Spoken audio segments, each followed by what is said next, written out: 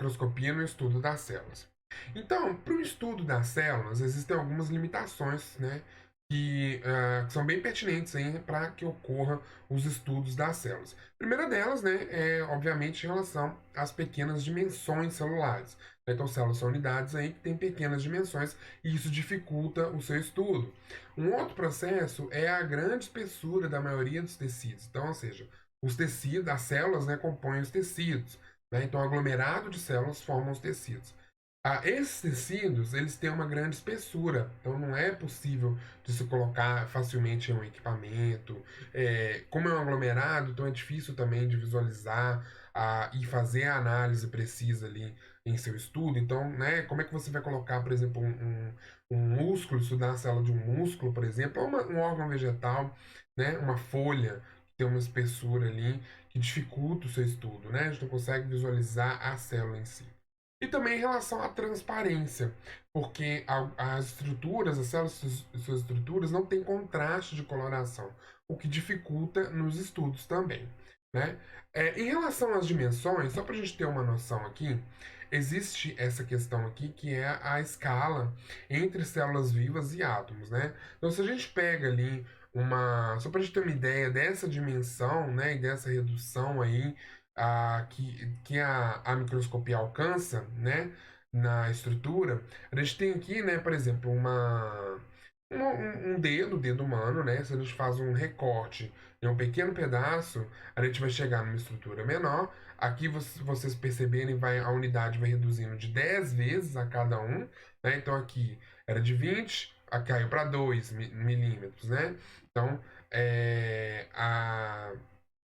reduzindo de 10 vezes, nós vamos obter nós vamos chegar nesse afunilamento aqui, indo cada vez mais a fundo na sua estrutura, né? Então, chegando cada vez mais a fundo até a menor estrutura de toda a matéria, que é o átomo, né? Então, a gente vai dividindo, reduzindo, reduzindo, reduzindo, como se a gente fosse com uma lupa, né? E vai aumentando a potência dessa lupa cada vez mais. Nesse caso aqui, diminuindo em 10 vezes, vai aumentando, aumentando, aumentando essa potência até chegar na menor unidade, que é o átomo. Né? Então, a palavra e o que permite essa redução é o microscópio. Né? Então, a palavra microscópio ela é uma palavra de origem grega, que significa, né, ela provém de micros, que é o que significa pequeno. Micros quer dizer pequeno, e de scopen, que significa observar, ou seja, olhar com atenção. Então, ou seja, se a gente for pegar a tradução da palavra, né, lá da origem, na etimologia da palavra, nós vamos ter que microscopia nada mais é do que olhar com atenção, observar algo pequeno, né? Que é mais ou menos isso que ocorre. Então, o microscópio é um instrumento físico que serve para ampliar objetos muito pequenos e o estudo das células, tanto animais quanto vegetais, só é possível com o auxílio desse equipamento. Ou seja, ele é um equipamento, ele é um instrumento que serve então para ampliar esses objetos. Né? Lá naquela imagem anterior, aquela lupa que eu falei seria então o microscópio, né? Para ampliar e permitir o estudo dessas células aí.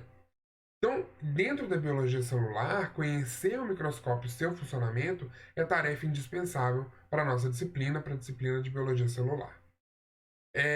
Então, daqui nessa unidade que a gente tem uma escala, né, que mostra como que é essa escala de tamanhos que são possíveis serem observados aí com a microscopia.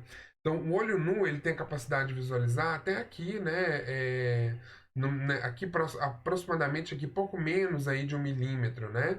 A ovo de rã seria uma coisa aí pequena e um pouco menos disso. Então, o olho humano ele tem essa capacidade de reduzir, de visualizar, desculpa, não reduzir, de visualizar em uma pequena escala.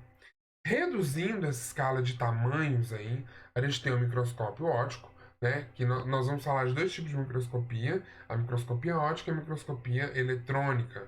Então vamos ver as diferenças entre elas. Então a microscopia óptica, ela tem ali uma visualização de pouco mais aí, de 1 milímetro, né?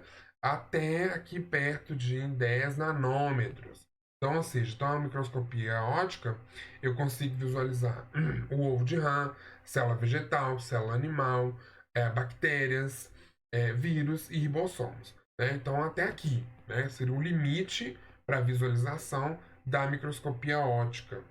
Já o microscópio eletrônico, como vocês podem ver aqui, ele avança mais essa escala de tamanhos, essa escala de dimensões. Ele avança mais nisso.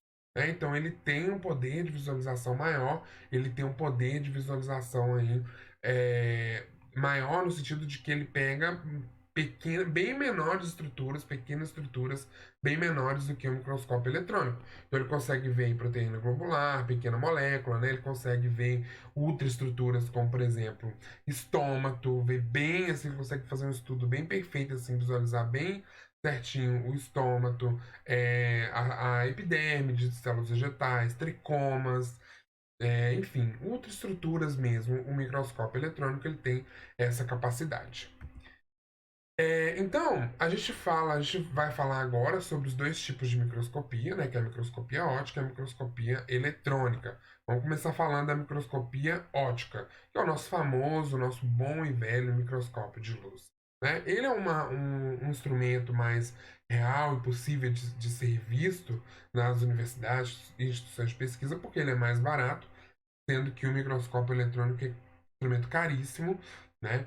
E não é todo o centro. Geralmente, assim, grandes universidades tem um ou dois, né? Enfim, porque é um equipamento realmente que é muito caro. Então, o microscópio de luz é um equipamento mais real, mais possível de ser visto.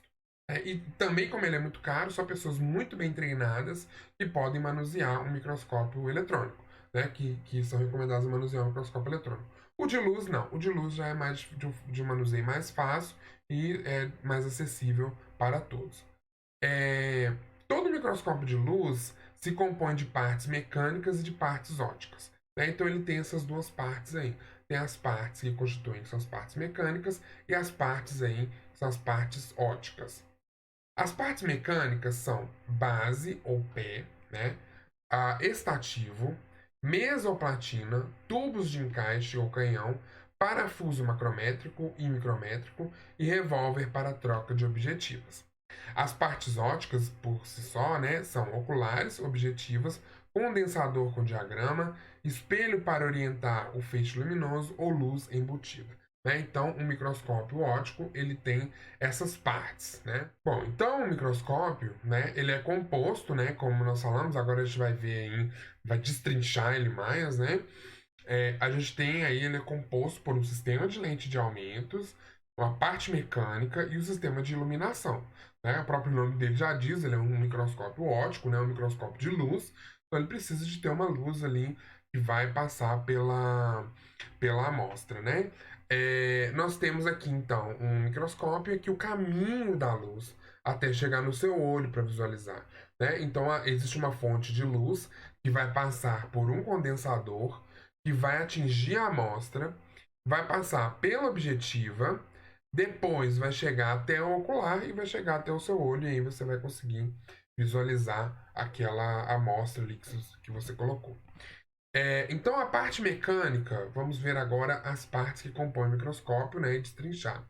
Então, a parte mecânica do microscópio é o quê? O pé ou base, que é o ponto de fixação do microscópio. É aquele lugar onde o microscópio é fixado, é o ponto de fixação. É a base, né? Como o próprio nome já diz. Braço ou coluna é o local de inserção dos demais componentes do microscópio. Então, é aquela parte por trás do microscópio que é onde estão inseridos os demais componentes e por onde a gente manuseia o microscópio também. A gente não pode pegar o microscópio pelo ocular, né? Pelo objetivo, não pode. A gente tem que pegar então pelo braço e apoiando na base. Né? Tem que tomar cuidado. A platina é aquela parte que fornece o local de apoio para a lâmina. Então é aquela parte onde a gente coloca a lâmina, né? O apoio para a lâmina. O chariot é aquela que proporciona a movimentação da lâmina. Então a gente precisa achar o campo que a gente quer visualizar. Então pelo chariot a gente vai ajustando, né, essa movimentação da lâmina. O parafuso macrométrico permite o movimento da mesa e ajuste mais grosseiro do foco. Então, ou seja, quando a gente coloca o olho lá no objetivo, a gente não vai ter assim uma visão perfeita. A gente precisa fazer os ajustes, né? E aí o parafuso macrométrico ele vai fazer ajuste grosseiro do foco, né? Ele faz uma leve movimentação da mesa e um ajuste grosseiro do foco ali. Já o parafuso micrométrico, ele permite um ajuste fino. Então, enquanto o macrométrico faz o ajuste grosseiro, aí você vai, ajusta ali, faz o foco ali do jeito mais ou menos como você quer. E com o micrométrico você faz ali um ajuste mais fino, mais rebuscado, e aí você consegue uma visualização melhor. O canhão ou tubo de observação é o local de inserção das lentes oculares. Então, o canhão ou tubo é onde coloca a lente ocular, né? E o revólver, que é o utensílio giratório, que fica onde são inseridas as lentes objetivas. Né? Então, as lentes ali objetivas, o canhão é onde estão inseridas essas lentes e a gente gira para aumentar, então, o aumento, né, de vezes ali. Já a parte ótica é composta pelo sistema de iluminação, né? Então, ou seja, é a lâmpada, que é a fonte de luz, o condensador, que é aquele que controla o foco, e o posicionamento da luz sobre a amostra analisada. Então, ou seja, tem uma fonte de luz, o condensador ele vai posicionar e vai controlar o foco daquela luz sobre a amostra. O diafragma controla o tamanho e intensidade do cone de luz que é projetado sobre o objeto. Então, o diafragma é aquele que controla quanto de luz, né, a intensidade de luz que é projetado sobre o objeto. Às vezes tem uma estrutura muito fina, pode ter muita luz, né? Então, isso dificulta na análise. Então, você controla ali a quantidade de luz que vai incidir sobre o objeto. As objetivas é o conjunto de lentes que ampliam a imagem do objeto.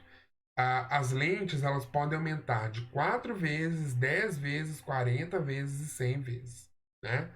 E as oculares que ampliam a imagem formada pelos objetivos. Então, as oculares, elas também vão ampliar a imagem formada pelos objetivos. Então, já dá um aumento a mais aí. Aqui, então, nós temos aí para a gente ver, né, as partes que compõem aqui o pé ou base, né, aqui a fonte de luz, o condensador, aqui embaixo tem o diafragma, ó, o micrométrico aqui, ó, essa partezinha aqui. Geralmente o micrométrico e o macrométrico são no mesmo lugar, mas o macrométrico é o botão maior, que fica aqui por trás, e o micrométrico é o botão menor, que fica aqui na frente. A gente vai girando e fazendo os ajustes. Aqui o chariot, que faz o ajuste da mesa, essa parte aqui. A platina é onde se coloca a amostra, né, a lâmina com a amostra.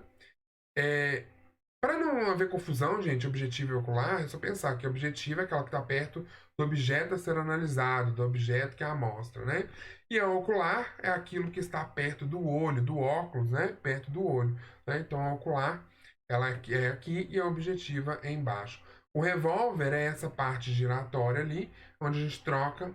Vamos supor, eu consegui visualizar 4 vezes, agora eu quero passar para um aumento maior. Então, eu giro ali o revólver com as objetivas e aí eu obtenho, então, troco, né, a objetiva para poder visualizar. As objetivas, elas têm aí vários aumentos, né? Como nós falamos, a gente tem objetivo aí de 4 vezes, de 40 vezes, de 10 vezes, de 100 vezes, né? Aqui nas objetivas, né, nós temos aqui, geralmente nas especificações da lente objetiva, então aqui a gente tem a marca, né, o fabricante, o aumento desse objetivo, que é de 40 vezes, né, aqui no caso, a extensão do tubo, a plano cromático, né, abertura numérica, distância de trabalho, códigos da cor, né, enfim. Mas, de maneira geral, o que nos importa é o aumento que ela dá, né, que é aqui de 40 vezes. E aí, como eu disse, nós temos de 4, de 40, de 10 e de 100 vezes.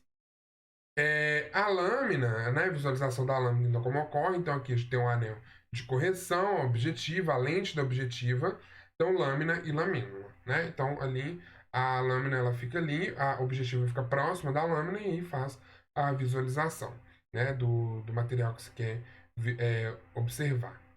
E aí existem os tipos de microscopia óptica que ocorrem, né? Então nós temos aí alguns tipos de microscopia óptica que são possíveis, que, por exemplo, é o primeiro, que é análise de células mortas. Então já são lâminas que já são prontas, né? Elas podem ser montadas aí e estarem prontas, né?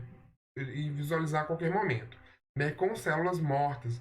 E para algumas análises é necessário fazer a morte celular ali, como por exemplo observar as fases da mitose. aqui, né? Porque se a célula continuar viva, ela não consegue capturar bem no momento exato, porque o processo é um processo contínuo, né? Então, análise de células mortas. Então, muitos estudos de histologia, né, faz-se com a célula morta. Mas existe um outro tipo que é a análise de células vivas. Eu trouxe um videozinho aqui para vocês do YouTube, para a gente visualizar mais ou menos essas células vivas aí, né? Como é que elas são. Né? Então, ó, olha só. Então, a análise de células vivas, né? Ó, então, as células estão em movimento, as células estão se movimentando, são células de sangue, né? Ele está visualizando nesse vídeo aqui.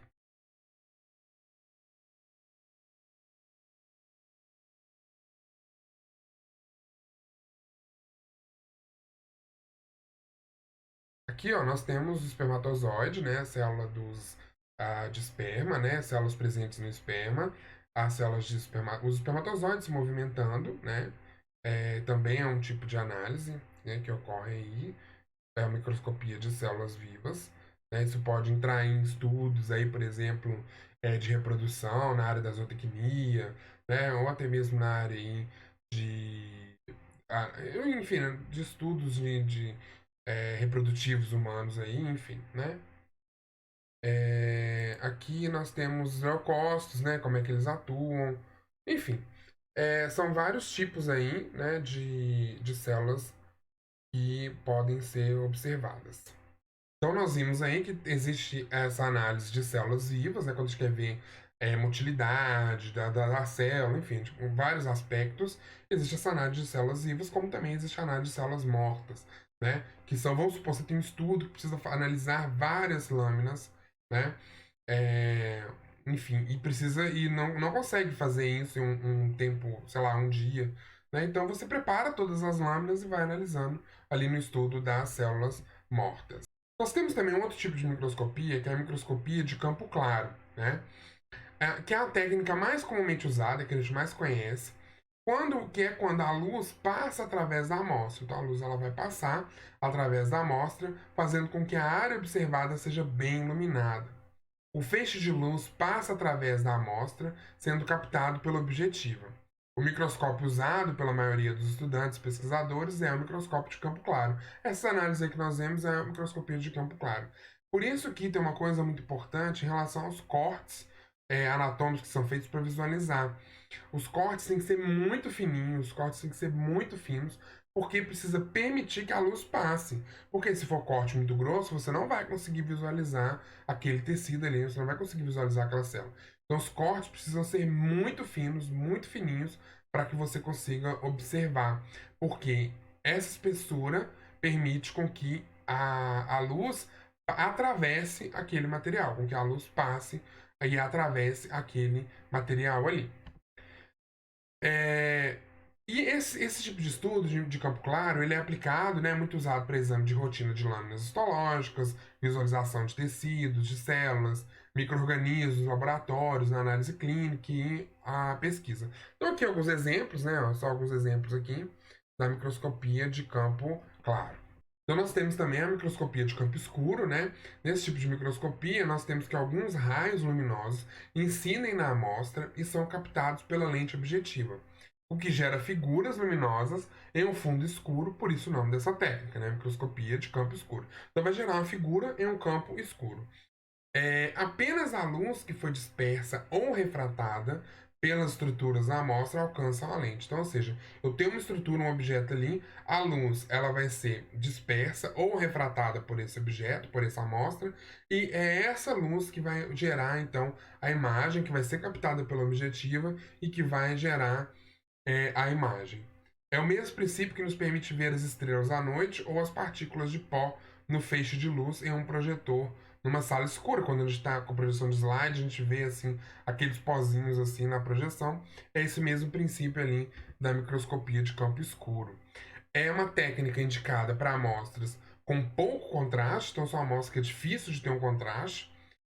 Na prática clínica, o microscópio de campo escuro serve para examinar a existência de cristais na urina, por exemplo, como do ácido úrico e do oxalato, e identificar bactérias como espiroquetas, em particular Treponema pallidum, micro-organismos responsáveis pela sífilis, né? Então, na análise da sífilis ali, aquele muco ali que é expelido pela sífilis, ele é analisado por essa microscopia de campo escuro. Então, que é essa imagem aqui, né? Se identifica essas bactérias aqui, espiroquetas, então se tem a detecção, né, da sífilis.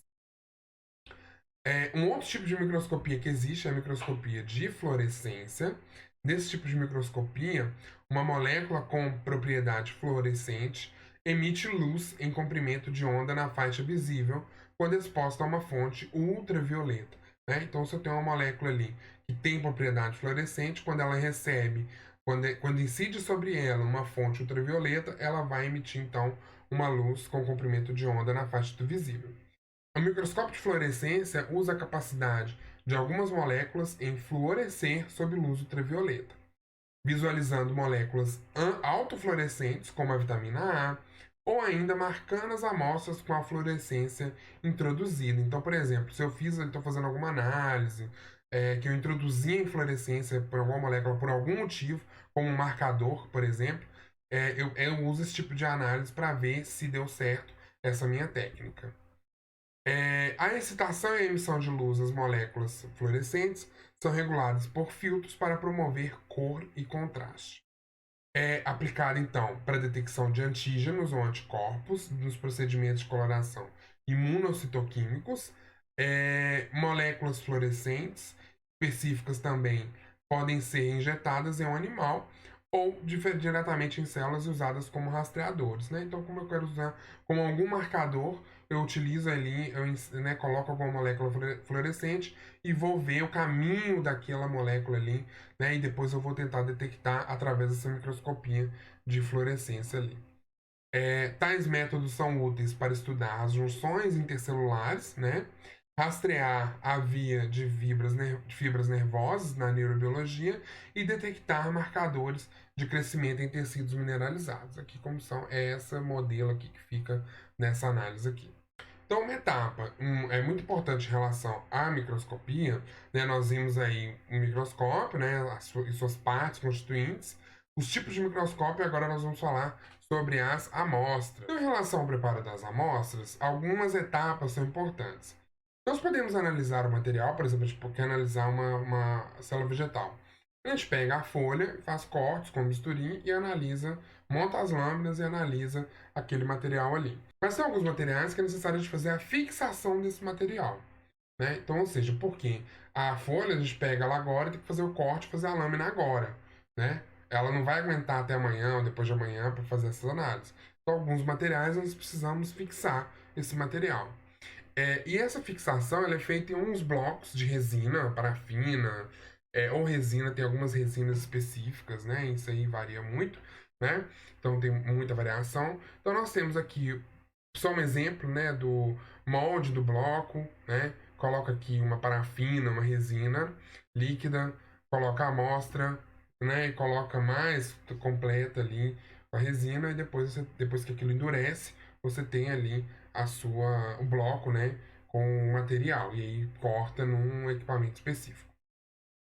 A outra etapa importante é em relação à coloração do material. Então, muitas das análises precisam fazer contraste, né? Precisa de coloração específica para visualizar, por exemplo, estrutura, célula viva, célula morta, para visualizar célula lignificada, né? Então, enfim, né? Tem uma infinidade aí de corantes que podem ser utilizados dentro da microscopia.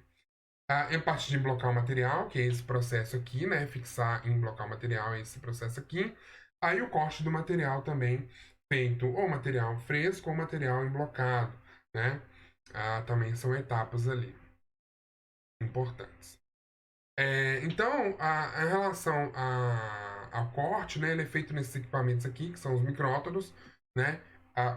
Coloca-se o bloquinho ali, ele tem uma lâmina, coloca-se o bloco, e aí vai girando, né, a manivela que tem ali, e aí vai se cortando várias lâminas daquele material. Aqui nesse exemplo aqui tá mais claro, isso aqui sobe e desce, e aqui tem a lâmina, né? Isso aqui é a lâmina. Então, à medida que isso aqui vai descendo e vai passando aqui, isso vai cortando o material. E aí você vai tirando, vai pegando com um pincel essas seções obtidas, coloca na lâmina e vai para análise. Aqui é a etapa de coloração, né? Na coloração, geralmente coloca-se aqui depois de feitos os cortes e montadas as lâminas, faz a coloração, coloca-se ela aqui nesse equipamento que coloca as lâminas todas assim enfileiradinhas, coloca o corante específico que se deseja, e aí o corante ele vai subindo por capilaridade e corando a amostra. Então, visto sobre a microscopia óptica, agora vamos falar um pouquinho sobre a microscopia eletrônica. Então, a microscopia eletrônica é aquela que permite conhecer a ultraestrutura das células e da matriz extracelular. Apresenta poder de resolução maior do que o microscópio óptico, como nós já observamos ali lá atrás. Então, aqui, só para a gente ter uma ideia, né, do que nós podemos observar ali com a visão humana, né, com o microscópio de luz e com o microscópio eletrônico. Estou avançando daqui, tamanhos relativos de células e seus componentes, né? Estou avançando aqui a visão humana, nós chegamos até esse limite aqui de 100 micrômetros, que corresponde a 0,0001 metro. A partir daí a visão humana não consegue ver mais, e aí a microscopia de luz consegue, né? Então, porém a microscopia de luz ela avança até 100 nanômetros, que corresponde a 0,000001 metro, né? E a partir daí, então, o microscópio eletrônico, né? Então, a partir daí, o microscópio eletrônico que visualiza até 1 nanômetro, que aí uma escala de 1, 2, 3, 4, 5, 6, 7. 1, 2, 3, 4, 5, 6, 7, 8 zeros, né? 1 vezes 10 a menos 8 vezes, né? Metros, né? 1 vezes 10 a menos 8 metros. Então, você vê o quão pequeno, né? Então, em termos, assim, referenciais, nós temos, por exemplo, aqui a ameba, né? Ela está dentro dessa escala aqui, quase no limite da visão humana. A célula humana está aqui nessa escala aqui, nesse lugar aqui. O núcleo de uma célula humana do fígado, por exemplo, está nessa escala. Uma bactéria está aqui.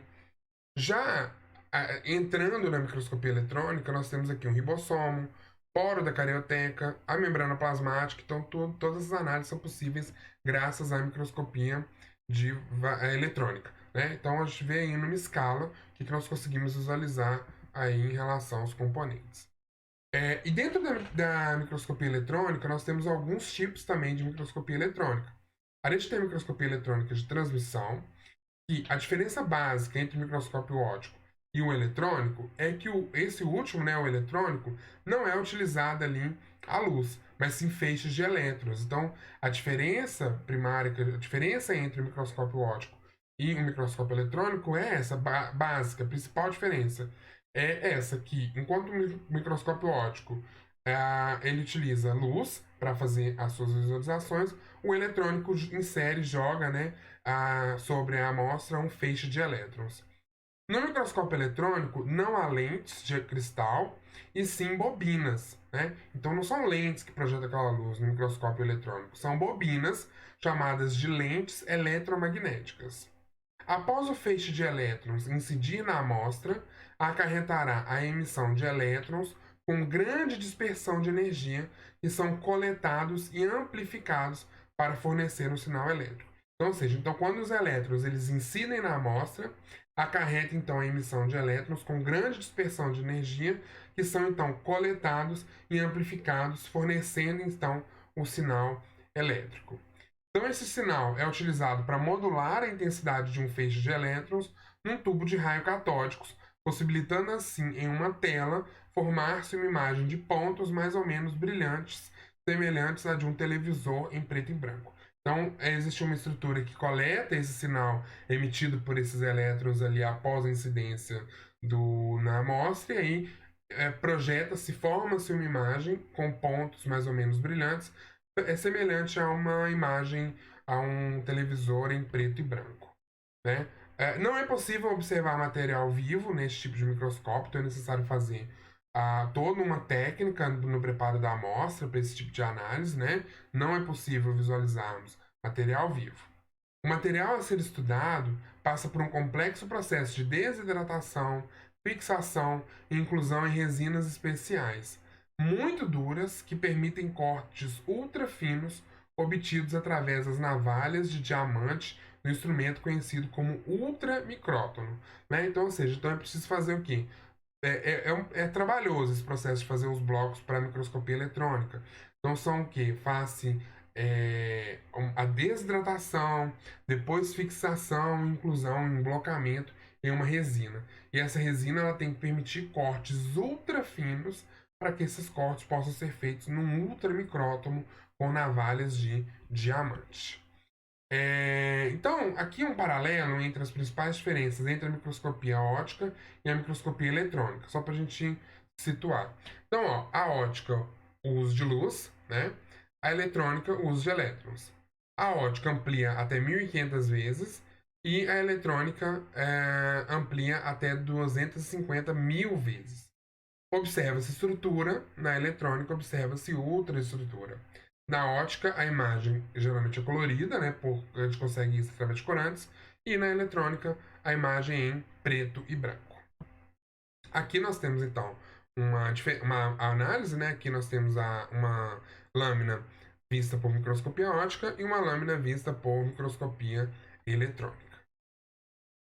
Aqui todo o processo, né, como que ocorre, que é a diferença, né, no microscópio óptico, a fonte de luz incide aqui, passa por um condensador, incide sobre a amostra, que atinge a objetiva, que vai atingir a lente ocular e vai então chegar no olho humano, para a gente conseguir visualizar.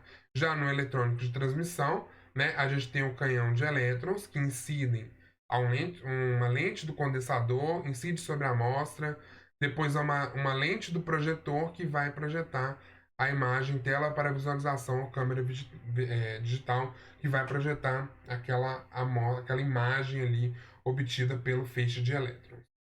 Aqui um microscópio eletrônico, ele é desse tamanho, ele é bem grande, né? Então ele tem essas estruturas ali, assim o caminho do feixe de elétrons até ele.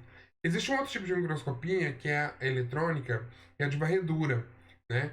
A chamada aí de MEV, né? Abreviada aí. Então, a microscopia eletrônica de varredura é um tipo de microscópio capaz de produzir imagens de alta resolução da superfície de uma amostra.